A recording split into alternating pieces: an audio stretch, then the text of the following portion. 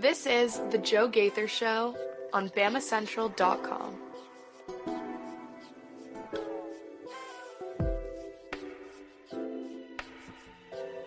Good afternoon, Tuscaloosa, West Alabama, Internet world. How are we doing today on a Friday? The last Friday before official college football gets started. You have made it. Okay, there is college football tomorrow, so you really have made it. But next week is game week, and oh my gosh, the offseason, the long offseason is finally over. Thank you so much for watching us on the Joe Gaither Show on BamaCentral and BamaCentral.com. You're checking us out on the BamaCentral YouTube channel. You're watching me on my favorite social media, on your favorite social media machines at Joe Gaither 6. Or you are listening to us on your favorite podcast platforms, The Joe Gaither Show on BamaCentral, on Spotify, Apple Podcasts, and on Amazon. We want to say congratulations to you for making it through the long summer. And we're going to have a lot of fun today on the show. We invite you to jump in and join us on the comment section. We are going to be joined by my friend Tyler White, the sports director from WDHN down there in the Wiregrass in Dothan. He's got a very busy afternoon. I appreciate him giving us some of his time because he's going to be covering a lot of high school football as it got going in the area last night. So we're going to talk to Tyler White. We're going to talk about Nick Saban and some comments on some rat poison. Josh Pate put out a college football playoff prediction yesterday. Where did he have Alabama? And we'll see whatever's left. Lots of other stories out there in the college football world. But before we do that and get into it with Tyler, I need to tell you about the most reliable residential roof replacement company in Alabama and in Mississippi, Purple Turtle Roofing. Whether it's addressing leaks, storm damage, or general wear and tear, Purple Turtle Roofing is going to be there to deliver exceptional roof repair for your property. They're the leading expert in local residential roofing solutions. Call them today. Call Dustin Foley and his team today at 877-PT-ROOF-5 for your free roof inspection. That's 877-787-6635 to schedule your appointment, and one of their qualified employees will come out and check out your roof for free. Tyler White, lots of storms in the Wiregrass over the last week or two? It's been a little hectic. I think my roof is okay, and obviously not in West Alabama. I might have to give Purple Turtle Roofing a call, though. That's a pretty good sell right there you got. There you go. Yeah, absolutely.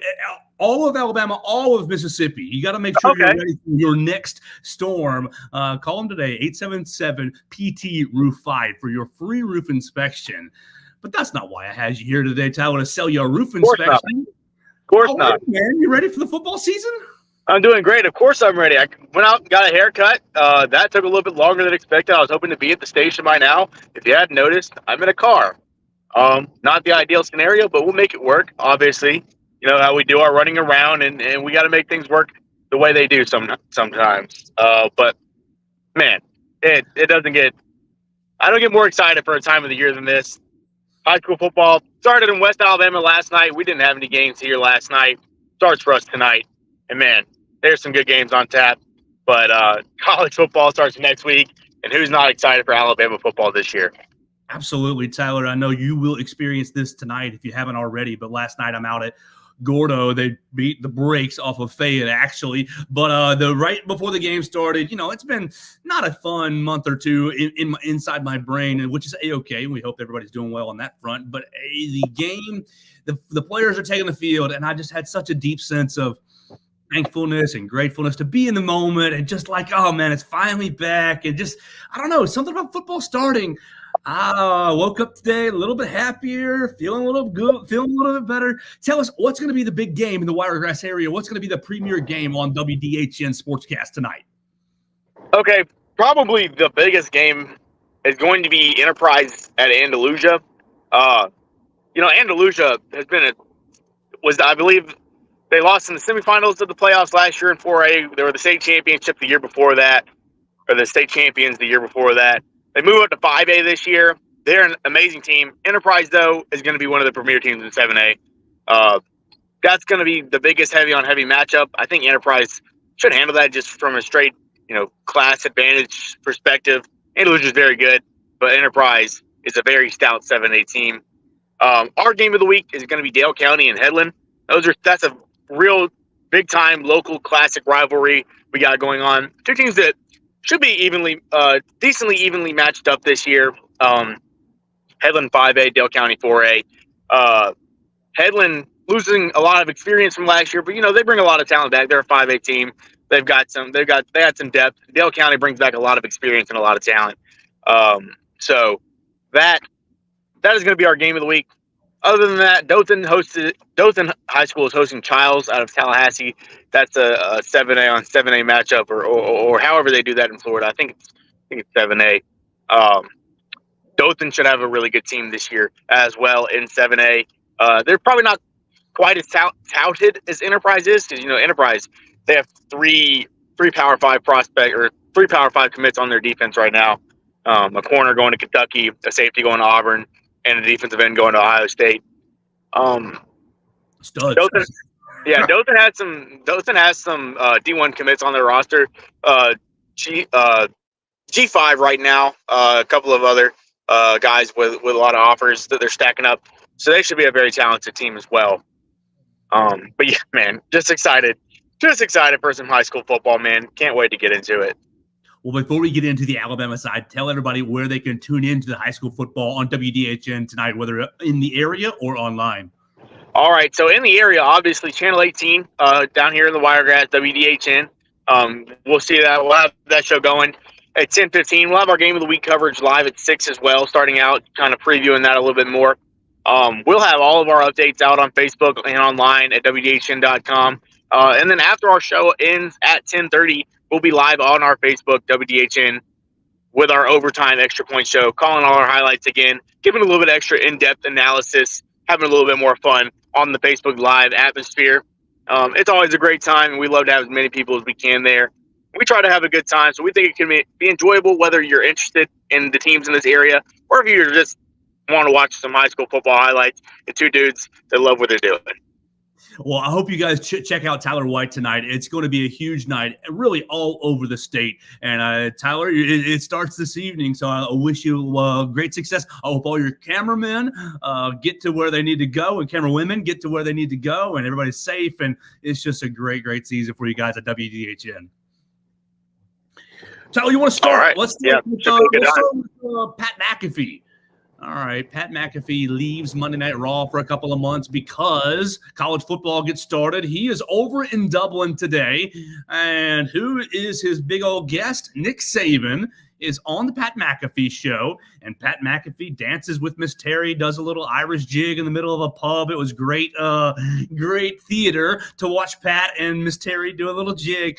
But the real news for me, the real talking point for me was Nick Saban took his mask off for half a second. He was able to leave his mask on. What was July and August, almost a month and a half, not even a full 2 months before he took his mask off and said, oh yeah, that SEC championship game prediction. Remember when I said Georgia and Texas would be in the championship game? Oh, yeah. Well, that might have been a little bit of reverse rat poison.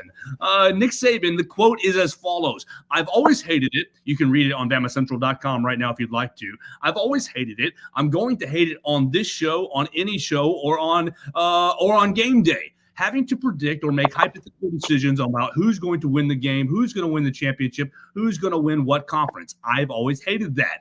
I picked Georgia and Texas because it's reverse rat poison for Alabama. It's a motivating factor for them not to get picked. I hated to be picked first or second. You don't know how that's going to impact your team psychologically. These kids are affected a lot by what they read, what they hear, what they see. I didn't want them to see anything too good. So Nick Saban lets his mask down, and is he still coaching for the University of Alabama?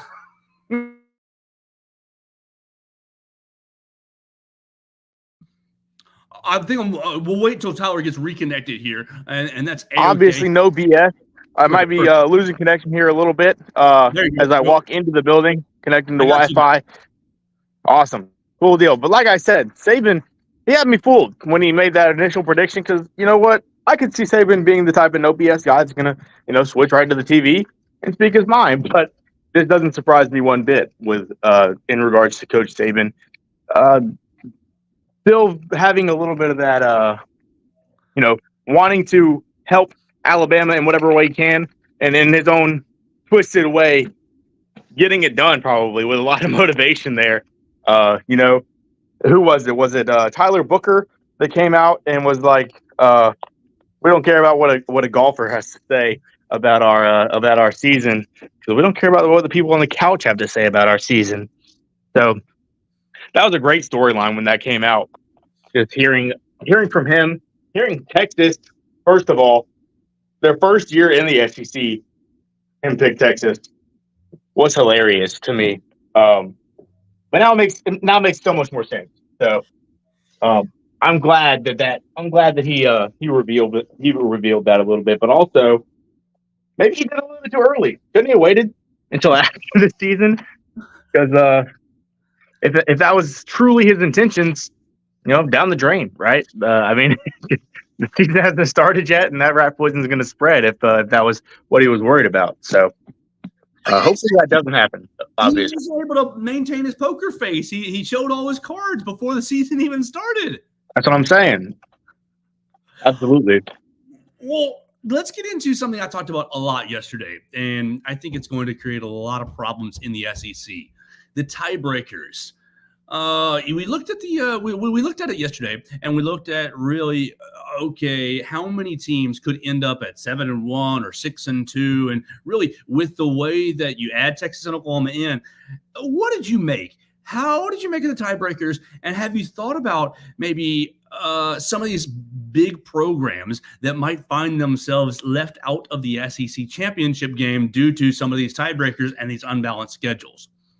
Look, I haven't gotten a chance to really delve into it yet. Could you walk through those real quick? You have them pulled up.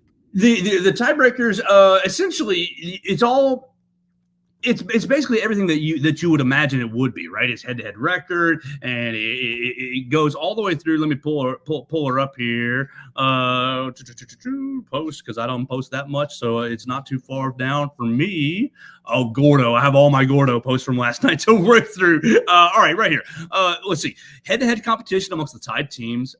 Record versus all common conference opponents among the tied teams. Record against, this is number 3, record against highest, best place, common conference opponents in the conference standings, and proceeding through the conference standings amongst the basically, the tiebreakers are nothing that you would think are unusual, but I think that you have set yourself up for a big challenge this year with 16 teams playing an unbalanced schedule, because everybody's playing different sets of eight opponents. And then you look at, like, basically my scenario was Texas at 7-1, and I had how many teams? I had Texas, Georgia, Alabama, Missouri, Tennessee, Ole Miss, and LSU. 6 teams at 6-2. Basically tied for second. And so, of course, all 6 teams think, oh, what we have done, we're going to be in the SEC championship game. And then you look through all the tiebreakers. Well, imagine the Georgia fans if Alabama goes. Imagine the Alabama fans if Georgia goes. And Georgia, like this game here in Tuscaloosa, it's going to be huge, Alabama and Georgia. But will it determine the SEC champion? I don't really know. I think there's going to be some really upset fan bases. LSU, if they finish 6-2, but Alabama goes to the SEC championship game, or Ole Miss goes to the SEC championship game instead of them, I think you're going to have some really upset fan bases, and I think you're going to have a real problem on your hands. I think fan bases can be upset. At the end of the day, I mean, the tiebreakers are not, like you said, are not out of the normal or not out of the usual. Sometimes a team with the same record as you may have just had a better situation with their schedule that, gave them an advantage there. And some years that may be for you, some years that may be against you. The only way that you can really guarantee yourself a spot, don't lose any games. Don't lose any games. If you want to be upset at somebody, be upset at your team for not winning enough games to get there, for putting yourself in a position where it comes down to a tiebreaker.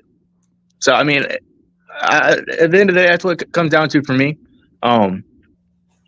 Obviously, it's very challenging in the SEC to win all of your games, to not lose a game. But that's why they call it. That's why it means more. That's why it just means more. That's why it's the best conference in college football.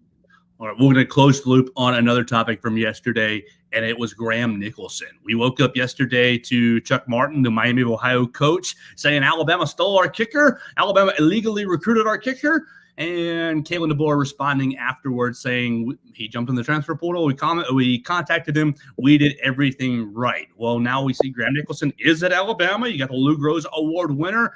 Is this a case of sour grapes, or did Alabama tamper with Graham Nicholson, or is this just par for the course with the transfer portal? Probably par for the course, but I mean, who knows?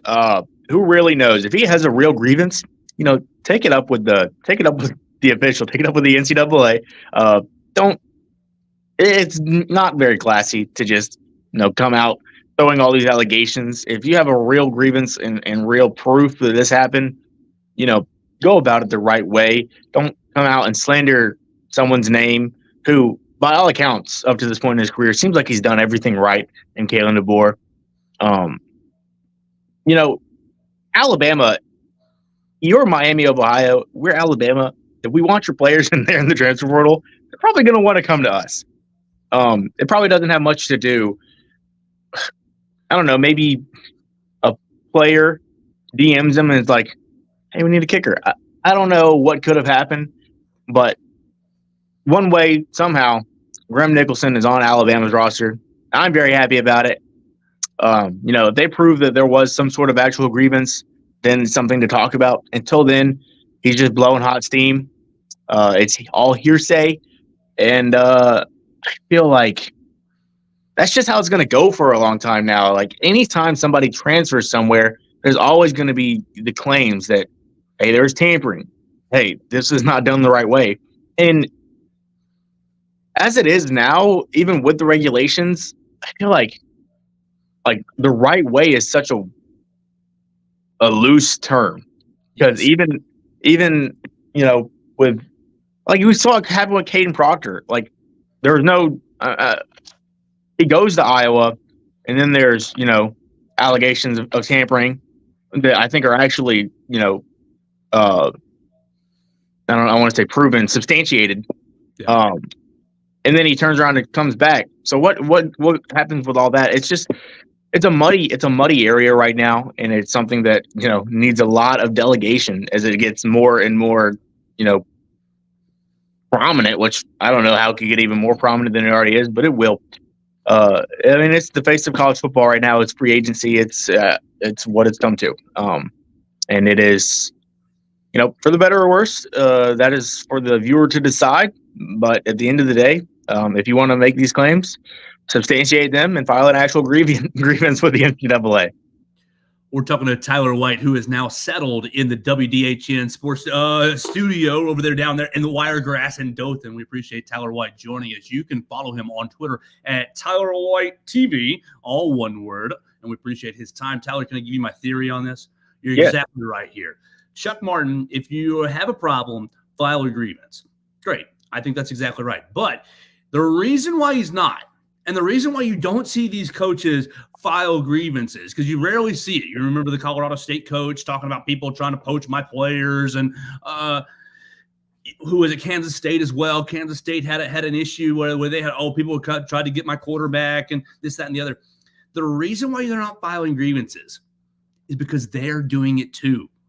It's because they're doing, like, look, Alabama, Caleb Downs goes to Ohio State for $3 million, and Trey Amos goes to Ole Miss and gets tampered with, maybe, who knows, we don't know. But, like, the reason why none of these coaches file grievances, and this is just a theory, I mean, hear me say that, just a theory, is because I believe they don't want to tattle on their buddy because they're doing it to someone else as well. Like, it's just the nature of the beast. And so for Chuck Martin to come out, they stole Graham Nicholson. Well, shouldn't you want your kicker? Shouldn't you want any of your players? Shouldn't you want any of your players who are playing at Miami of Ohio to transfer to an SEC school for a nice NIL bump that will put them on a stage to the NFL? Right? All we want is our subordinates to our employees, our team members, to be advanced. And so that's exactly what Graham Nicholson did. He worked 3 years at a lower level program, and boom, a higher level program needed a kicker, and he gets advanced. I think this is just the way of the world. But my real theory is he doesn't file a grievance because they're doing it too. Yeah. I mean, if there's that level of I don't want to call it an honor system. Maybe I'll call it a dishonor system. That,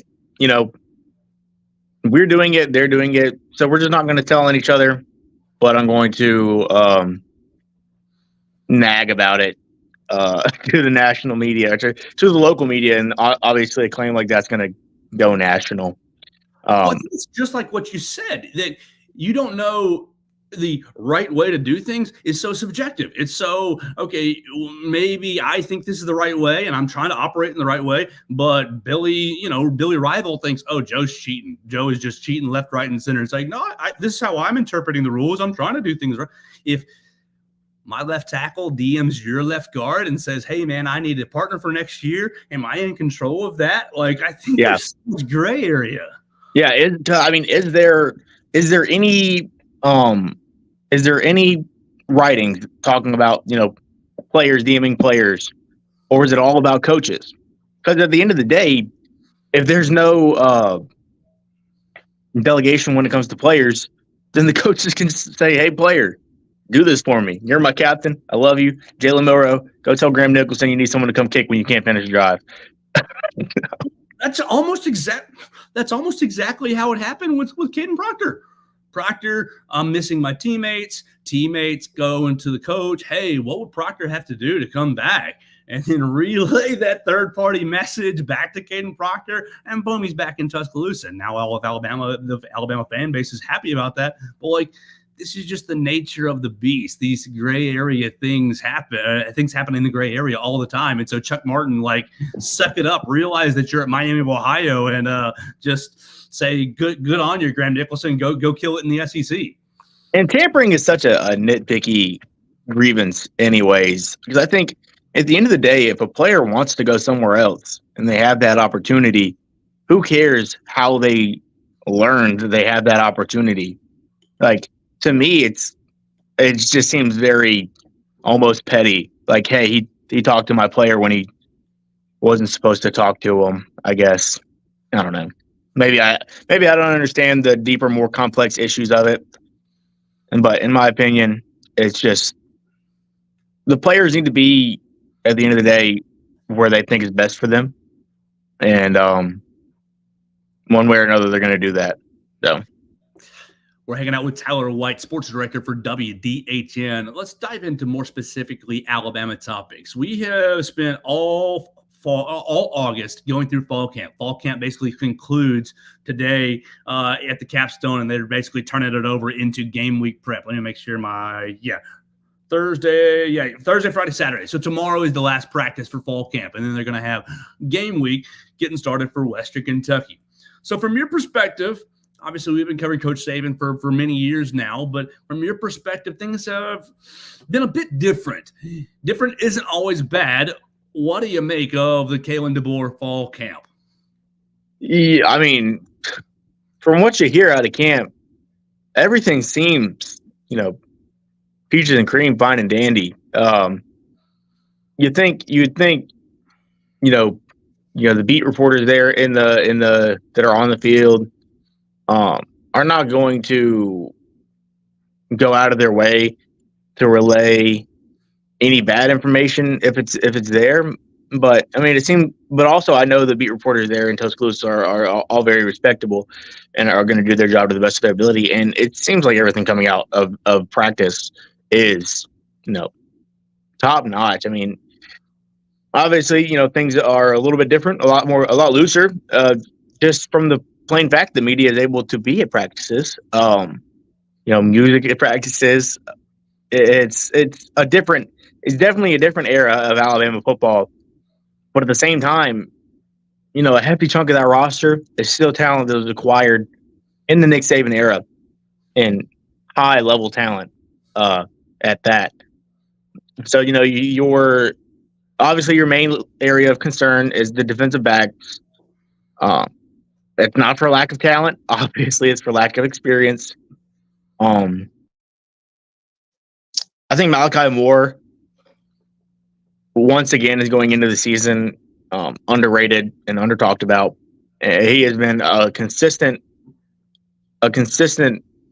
force on this Alabama defense for, at least the last 2-3 years, in my opinion. I feel like he really stood out to me. Obviously, when you're that young as he was, 3 years ago, you'll make some mistakes. But, he stood out to me. He's always been a playmaker.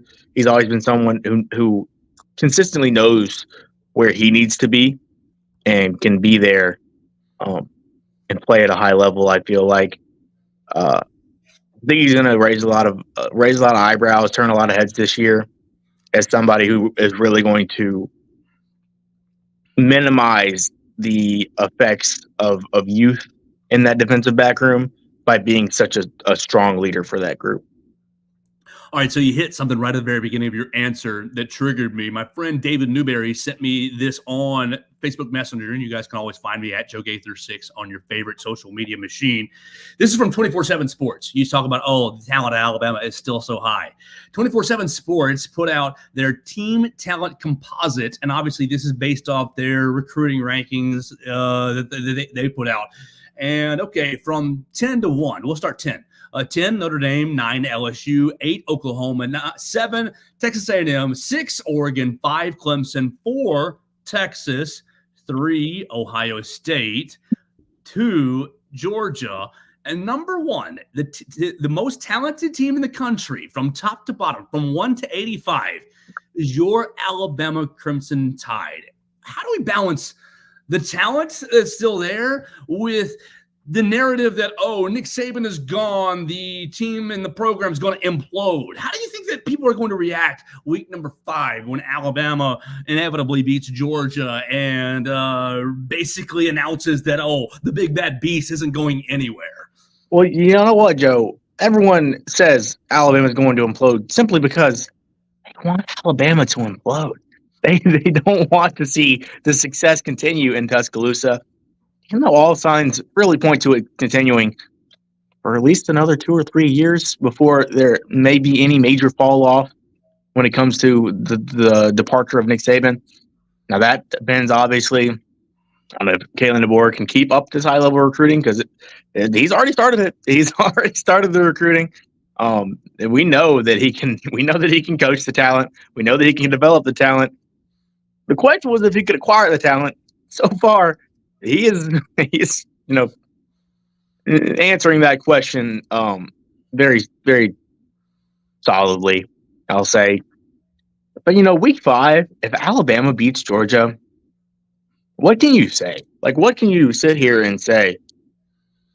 I mean, they'll probably blame refs. It had to be in Tuscaloosa. There's probably some key non-call or some key penalty that happens against Georgia. Yeah. People will never stop talking about. But at the end of the day, top to bottom, people want to act like Jalen Milroe did not become one of the best quarterbacks in the country towards the end of last year. They want to look at the beginning of the year when he struggled against Texas. When, who's going to succeed if your offensive coordinator is calling for the lacrosse player that plays behind you? Who's going to succeed in that situation? And that is further more substantiated when the lacrosse player starts the next game at USF over the 5-star quarterback and Ty Simpson when they want to see who else they have. But then Jalen Milroe comes back, shows that he probably should have always been the starter in the next few games. And then finally, it seems like Tommy Rees is like, this is the guy who's going to be my quarterback. Let me start, tailoring some things to him. And then, bam, you get the LSU game. And then he just starts lighting it up. LSU, Kentucky, and just goes wild down the stretch. Maybe, I don't want to say he struggled against Auburn, because I think he was making plays against Auburn. I think there were just like small misses, and not even on him, but just like, like a Jermaine Burton catch on the sideline that maybe was a catch that didn't get called a catch earlier in that game, to where if that catch is made, then the punt never happens, that Auburn inevitably fumbles. And then everything, that game might have just been over, after he caught that ball. We would have been in the red zone. Clock still running. But I'm getting off my point. Jalen Milroe played very well in the SEC championship against Georgia. Michigan was the only game I feel like after the after maybe Arkansas that Milroe struggled. And Arkansas, really the struggle was because Landon Jackson was abusing Caden Proctor on the offensive line, and Milroe just had no time. But Caden Proctor's growth down the stretch went a long way to helping Jalen Milroe get better, because obviously it's a team sport. It's a team sport, and as the players play, and get better together, they all get better together. And you see that from Jalen Milroe, and it's like people erase that from their minds now and want to believe that Jalen Milroe is not going to continue on the trajectory that got him to 6th in the Heisman voting, even after being benched in week 3 of the season. Obviously, you can't deny the talent in the wide receiver room. Ryan Williams already looks like a stud. He should be playing tonight, realistically, for Saraland. But no, he's going to be playing next Saturday, and I imagine he's going to have a significant chunk of work. Whether that's in the first half with the initial starters, or if that's in the second half when he starts getting some time, he's going to get some work. Jeremy Bernard's going to be great. Kendrick Law and Cody Prentice, we've seen what they can be. And if Jalen Milroe takes a step, I see no reason why they can't take a step as well. And then on defense, it's not talked about enough how, experienced and talented our defensive line and linebackers are, because they are. It's an incredible unit. It's an incredible front seven unit, and it just doesn't get talked about enough. It's all about, their secondary is young, so they're going to struggle.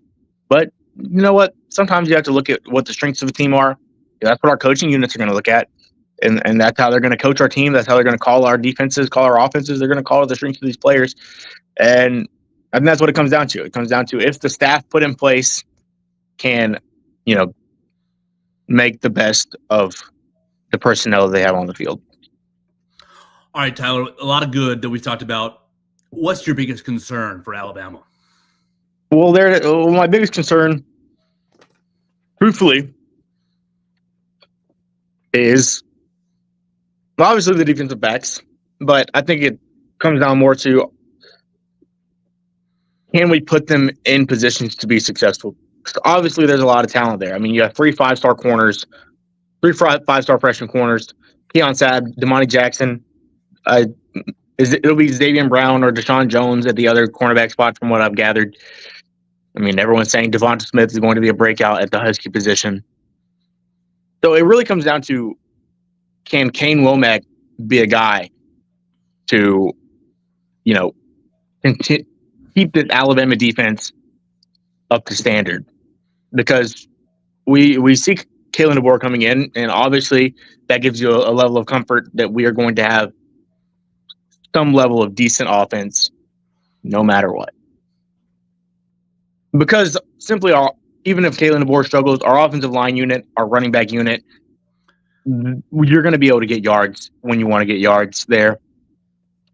So it comes down to the defense, and when you have those players that aren't as experienced, but are talented, they have to be put into positions to succeed. You can't put too much on their plate. You can't ask of them what they're not prepared to do. And that was an issue that we saw in 2022, I believe, with DeMarco Helms just being put in places where he really probably should not have been a lot of times, with a defensive coordinator that we should all talk about that I was not very fond of. But you know what? Womack had the South Alabama defense trending upwards every year, and so there's hope there. Obviously, he's a guy who knows Kalen DeBoer, so whether that's a, for lack of a better word, nepotism hire, hopefully not. That's probably my biggest concern, is whether or not Kane Womack will be the guy to make this Alabama defense play up to the potential early. We're talking to Tyler White from WDHN in the Wiregrass. But before we continue our conversation, I want to tell you about my friend Derek Daniel at State Farm right up here in Northport. You can call him today at 205-758-3391. He's located 4604 Highway 69 North in Northport, Alabama, 35473, a mile off McFarland Boulevard, right past the Tiger Rock. you'll see him right there on the left. But you need to call Derek Daniel for all of your home, life, and auto insurance needs. Everybody needs to have auto insurance. You're driving around illegally if you don't have auto insurance, so you make sure that you are following the law by calling Derek Daniel at 205-758-3391. Not only do you want to be following the law, but you want to have adequate coverage, especially in this college town. Lots of crazy drivers, so make sure you call him today at 205-758-3391. That's Derek Daniel State Farm. You can find him online at agentderekdaniel.com. You can call Red, Reese, or Victoria right there at 205-758-3391, and they'll give you a quick quote and make sure that you are properly insured for that nice vehicle that you're riding around in the state of Alabama. So we appreciate Derek Daniel for sponsoring us on the program today. Sal, you want to continue by talking about? Sorry, got to leave a little pause there for my ad break on my podcast. There, I want to continue by talking about Josh Pate. We all love Josh Pate. You can follow him at Late Kick Josh. But a lot of the major pundits have been putting out their college football playoff predictions. And last night, was it last night? Yeah, last night at 8:30, Josh Pate puts his out. Let's kind of combine the very beginning, the tiebreakers, with the college football playoff. Because, okay, yes, I do think the tiebreakers, the SEC championship tiebreakers, will create a lot of complication and upset feelings in certain fan bases. But before we dive into his prediction, let me ask you kind of to talk about or think about, would you rather be in the SEC championship game as the first or second, one or two in the SEC, or would you rather be that three? You're just left out of the SEC championship game. You get a week off. You're probably pretty much guaranteed in the college football playoff at that point against a weaker opponent as a higher seed. You're probably playing a home game. How would you balance that? Would you rather play in the SEC championship game, win the title, or would you rather take that week off and have that home playoff game pretty much locked in the bag? You take the logical answer, and that is that you would rather. It's absurd to say, but you'd probably rather take that week off. That's like a built-in bye week. To not play in the championship game. Basically, you're just playing to have your bye week. Basically, that championship game is playing so that your bye week happens later in the season, almost, or playing to play one less playoff game. Right. So that is the logical answer: is that you take that week. You get your players healthy, and you're in the playoff. But that is also maybe not in the SEC. The first man out of the SEC championship seems like pretty much a lock to make the playoffs, at least the next 5 years, and probably the next 10, unless there's some substantial fall off of talent in the SEC. Yeah, that'll see happening. But the prideful answer, obviously, is that you want to play in that championship game because the SEC championship means a lot. The first step down from the national championship is the SEC championship. So you win the SEC championship and you're in the playoffs. So it's another banner. It's another trophy to put in the case. And it's times like this where you have to look inwards and ask yourself, WWNSD, what would Nick Saban do? What would Nick Saban say? And I think it's a valid viewpoint to ask, what do you think Nick Saban would say here? I feel like, because you feel like he's the logical guy that's like, maybe he would rather take that week off, not playing the SEC championship if he has that playoff spot locked in. But also, he seems like a guy that is very traditional as well, and has a sense of pride about that SEC championship, that he wants to play in that. But his goal ultimately is national championships. So what gives you a better chance to compete for a national championship? I imagine if you're not playing in the SEC championship, you're probably not looking at a first round bye in the playoffs. No. Yeah.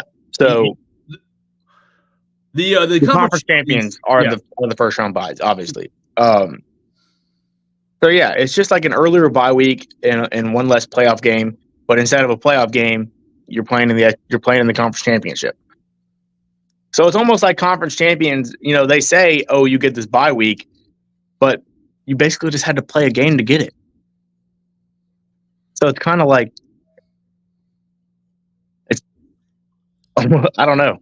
All right, so Josh Pate, his prediction is as follows. Number 1, he's got number 1 seed Ohio State, number 2 seed Texas, number 3 seed Miami, 4 seed Ohio State, 5 Oregon, 6 Alabama, 7 Florida State, 8 Georgia, 9 Penn State, 10 Ole Miss, 11 Notre Dame, and 12 with the automatic qualifier, the Memphis Tigers. So yes, the top 4 conference champions get the automatic qualifiers and the bye weeks, the top 4 seeds, so that he has basically Ohio State winning the Big Ten, Texas winning the SEC, Miami winning the ACC, and Oklahoma State winning the Big 12. His fate for the Crimson Tide, though, can you imagine how bananas it would be in Tuscaloosa to be hosting Notre Dame in the first round of the college football playoffs on Saban Field in Bryant-Denny Stadium? I just think this place might explode. The whole town might explode. It'd be beautiful. Might explode. He's got Alabama beating Notre Dame, beating Miami, and then losing to Texas in the semifinals of the college football playoff. How would the Alabama fan base, one, how do you react to that? But how do you think the Alabama fan base as a whole would react to that fate for the Crimson Tide? I think that is a prediction that anyone should be happy with in year 1 under Kalen DeBoer. Year 1, going out and losing to a proven Texas team that does not have a change in leadership and was also right there in the same place as Alabama was last year. But at the same time, it's a team that Kalen DeBoer beat. So I don't see how anyone, especially considering there's a lot of people out there that genuinely believe that Alabama will not make the playoffs in year 1 under Kalen DeBoer. So if that is the alternative to winning 2 playoff games and losing to Texas in the semifinals, I think a lot of people would be happy about that. I think that's something that I can get behind. I'm not going to be delusional and say, hey, Kalen DeBoer is going to go out here and win it in year 1. I do, however, feel like we have a good chance because I am that big of a believer in Jalen Milroe. This is Jalen Milroe's last season in Alabama. He's not sticking around. He's going to go to the NFL. He's going to be an NFL quarterback. The more I say that, though, if Milroe doesn't reach, his potential, he could theoretically stick around for another year. He seems like the kind of guy that could stick around for his senior year. That'd be interesting. That would be an interesting storyline as that progresses towards the end of the year. But there's a long ways to get to there. But man, 2 playoff wins in year 1. I am one person who was very enthused about the expanded playoffs. I've always been a big fan of the NFL playoff format, and this obviously emulates that very closely. So I was happy about it. It gives the G5 team a chance to get in there every year and compete, potentially multiple. If NCAA football has anything to say about it, they're going to put multiple G5 teams in the playoff every year. But man, Alabama, it'd be hard to believe that they wouldn't make the playoffs this year, and under a head coach that just won the national championship and a roster that was just in the semifinals and a 4-team. However, they're not going to make a 12-team playoff. And then if they make the 12-team playoff, who are they going to get matched up against in that first round that they would not be favorites against? Can you imagine Notre Dame, just the pageantry, Notre Dame coming to Tuscaloosa for a playoff game? Oh my gosh, my heart would stop. Yeah, I don't know if Notre Dame. No, does Notre Dame have the team to get to the playoffs this year? I don't know much about Notre Dame, but I'm looking at their schedule right now. I don't think they have a very challenging schedule. Yeah, we're A&M, Northern Illinois, Purdue, Miami of Ohio, Louisville, Stanford, Georgia Tech, Navy. Here we go. Florida State. There's your big one. Virginia, Army, and Southern Cal. So lots of question marks on their schedule. If they navigate that pretty easily, Notre Dame, your big brand, you're getting in. Yeah, very easy. I mean, a very easy path to like a maximum of 2 losses for them. That's Texas A&M and Florida State. So does a 2-loss Notre Dame team make it in with no conference championship?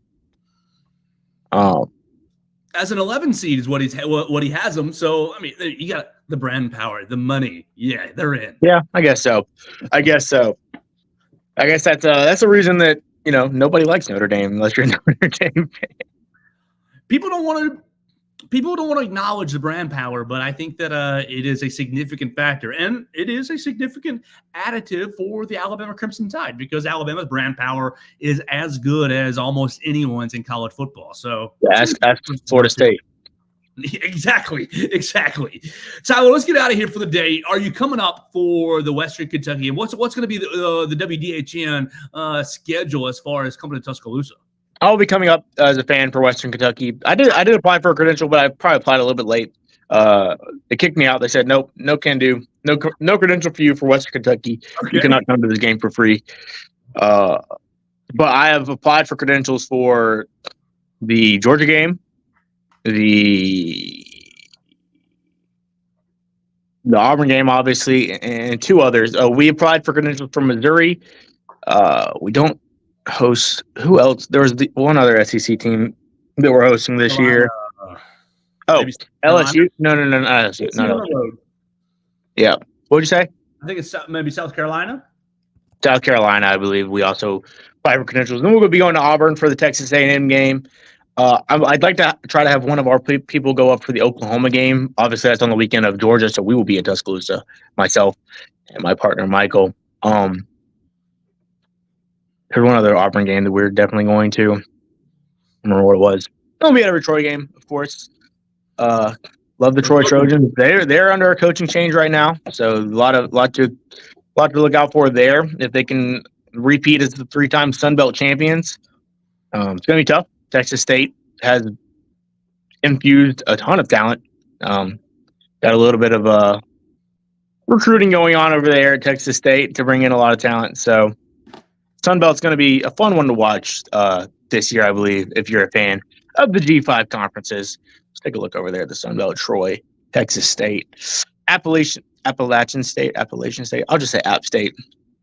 JMU, obviously, Old Dominion. I don't know. They're all fun teams to watch.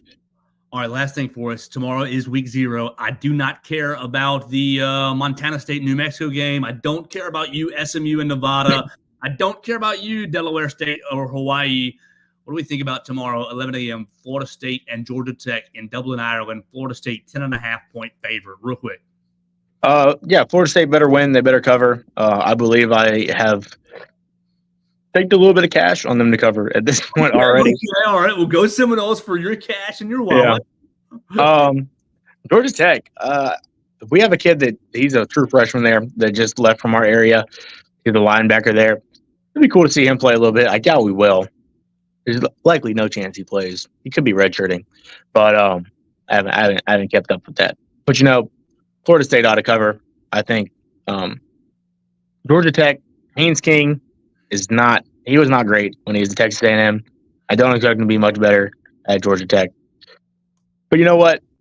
I've never been good at putting my money online. So if you guys want to make money, it might be the play to take Georgia Tech in the points. That might be the play.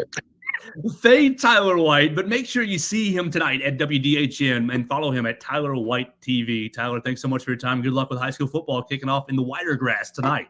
And of course, you as well. Thank you. See you later, Jeff. Tyler White joining us, and we appreciate his time jumping in and joining us today. You make sure you go follow him at Tyler White TV, and make sure you check him out at WDHN each and every night. With a sportscast right down there in the Wiregrass in the Dothan area. Let's get out of here for the day by telling you about Purple Turtle Roofing once again. They're the most reliable residential roof replacement company in Mississippi and Alabama. Whether it is addressing leaks, storm damage, or general wear and tear, Purple Turtle Roofing is going to be there to deliver exceptional roof repair for your company. Check them out online at www.roofturtle.com or call them at 877-PT-ROOF-5 for your free roof inspection. 877-787-6635. They're going to send out one of their qualified employees. They'll come check out your roof for free, and they're going to make sure that you're prepared for any and all of life's storms. We get out of here for the day, and we'll talk to you again right here on the Joe Gaither Show on BamaCentral and BamaCentral.